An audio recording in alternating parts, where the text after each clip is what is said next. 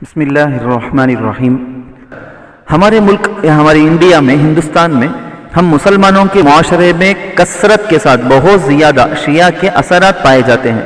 اس کی وجہ ایران سے آنے والے چند ماہر بڑے بڑے شیعہ، بڑے وہ لوگ ایسے مکار قسم کے لوگ تھے، چال باز قسم کے لوگ تھے کہ وہ شیعوں کے پاس جو غلط باتیں ہیں اسلام کو مٹانے، اسلام کو برباد کرنے کے لیے، ان ساری چیزوں کو اسلام کے نام سے مسلمانوں میں انہوں نے چلا دیا۔ کئی رانی ایسی ہوئی ہیں، راجا کی بیویاں، رانی صاحبہ ایسی ہوئی ہیں جو ایران کی تھی، شیعہ تھی، جو ہندوستان میں رہی، جنہوں نے حکومتی پیمانے پر، یعنی حکومت ہے ان کی، حکومتی پیمانے پر شیعی کلچر اور ان کے شیعہ کے اثرات کو گہرے نقوش کے طور پر مسلمانوں میں پیوست کر دیا۔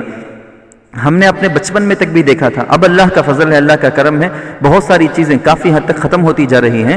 ہم نے اپنے بچپن کے اندر دیکھا کہ کئی شہروں کے اندر، بہت سے اسلامی شہروں کے اندر یہ شربت کا بہت رواج تھا کہ 10 تاریخ ہو جائے محرم کی تو شربتیں قسم کی بنتی، جس میں موز ڈالتے، شربت بناتے۔ ہمارے وشارم کے اندر تک بھی کئی جگہوں کے اندر اس کا معمول رہا، بہت کم ہی کیوں نہ صحیح لیکن معمول رہا۔ آپ ذرا دیکھیں، مسلمانوں میں ان لوگوں نے ایسے اپنا کلچر کو پیوست کر دیا کہ اب جدا کرنا ہی مشکل ہو گیا۔ جیسے برا نہ مانے تو میں 2-3 مثالیں دوں۔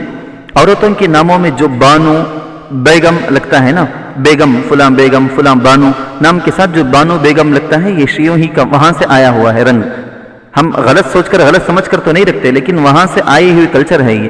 مردوں کے ناموں میں غلام حسن، غلام حسین، غلام علی، یہ جس طرح سے نامہ رکھنا، یہ سب عطا حسین، عطا الحسین، اس طرح سے نامہ رکھنا، یہ سب شیعوں ہی سے آیا ہوا ہے۔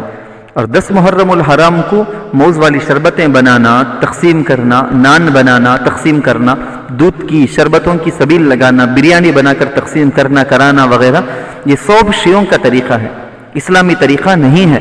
شیعہ بظاہر اپنے سینوں کو 10 تاریخ کو کوٹتے ہیں، چاقو سے، بلیڈ سے مار لیتے ہیں، مگر ان کے ماتم میں بھی ایک قسم کی عید ہے، ڈیزائن وہ غم منانے جیسا وہ بتا لیتے ہیں، لیکن اصل میں وہ عید مناتے ہیں، خوشی کرتے ہیں۔